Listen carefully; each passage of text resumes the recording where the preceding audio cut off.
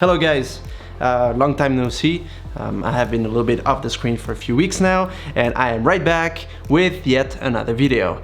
Today we're gonna be talking about this guy here, the Voigtlander 40mm for the Leica mount, f1.4, single coated, and some of you might wonder if this is a good lens in combo with a Leica camera. I will tell you about my favorite one, the Leica M9, as some of you already know, if it's good or not. I did some test shots today, have been doing them for a few months now, but, well, I think this is the perfect time to do a review. I spoke about it for a while, I told you it was coming up, and here it is, right after the intro. Don't move.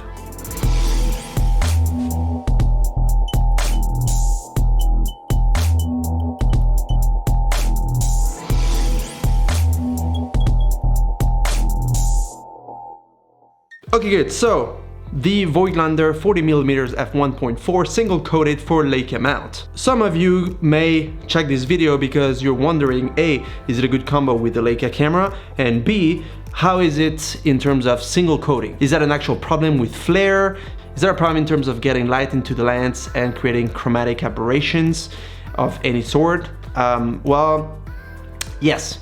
It does do that a little bit, because it's single coated. You will be paying less money for this lens rather than the multi-coating lens, but you will have some pros and some cons. I will be posting some photos throughout this video so you can also see the results. All those are straight out of the camera. There's no type of processing of any sort. Just took the card from the M9, put it into the computer, and put it on the video for you guys to see. So if you have any visual questions, you can see it right there, and it will tell you different scenarios, different types of circumstances and whatnot.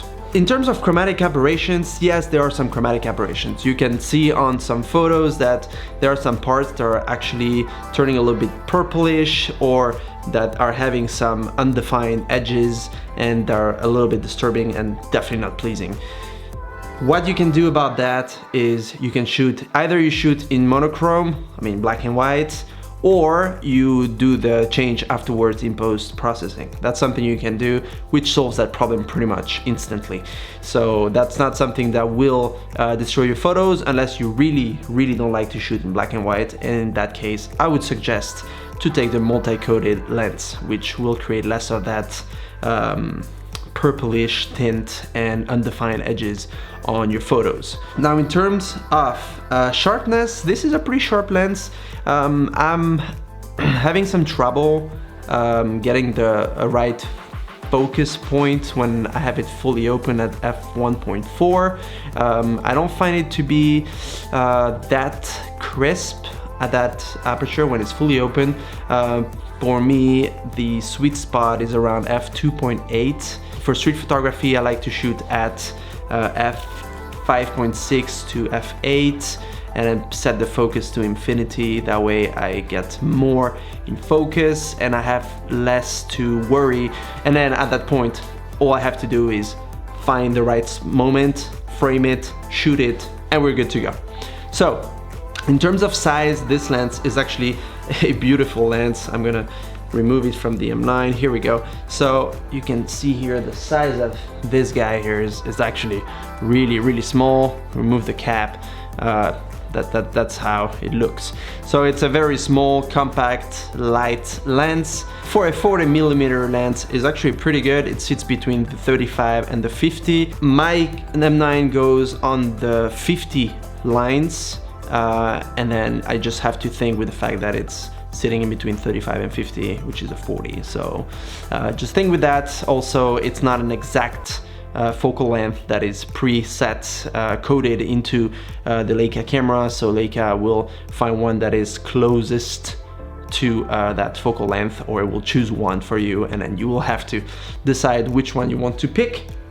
But that hasn't been an issue really for me. You just think with the fact that you will have more or less than what you see in the viewfinder. So there you go. All right, another thing is in terms of price. So maybe you're wondering if that lens is a little bit too expensive or too cheap. Per my opinion, I think this lens has a great price, but once again, it's a single coated lens. So that might be a big drawback for you. It depends what type of photography you do, and it depends if that chromatic aberration that can happen every here and then is something that's going to be a big no-no for the type of photography that you're taking, how important your photos are, and if you care to convert it to black and white or not. If you don't, then I would highly suggest you get this little guy.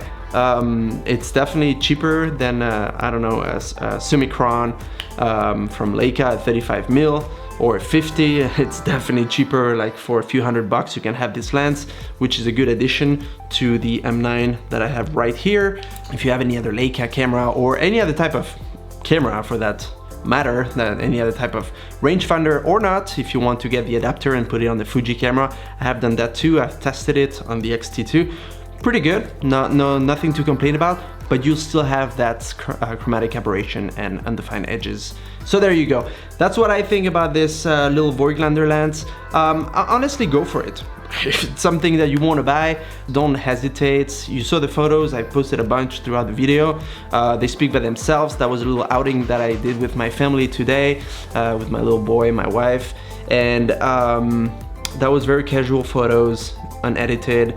So you can also see that it renders really good. I really like how the lens renders, and it's very different than another lens. Like it has its own characteristics, its own specs, its own rendering. It's very much its own thing. So what you get here is not necessarily something you're gonna get in another lens. Obviously every lens is different, but some of them have some cons that become pros because you can be more artistic and you can have better results. So there you go. Don't hesitate to leave a comment down below. Let me know what you think. Do you have this lens? Do you want to buy this lens? Do you have any question about this lens? And also, if you have not subscribed yet, please do so. You can click down here on the subscribe button and that bell if you want to have notifications, because I'm going to be rolling out more and more videos. If you have any video you would like me to do in particular, shoot it down below in the comments. Like, share, subscribe, the whole 9 yards, and like always, see you in my next video. Take care.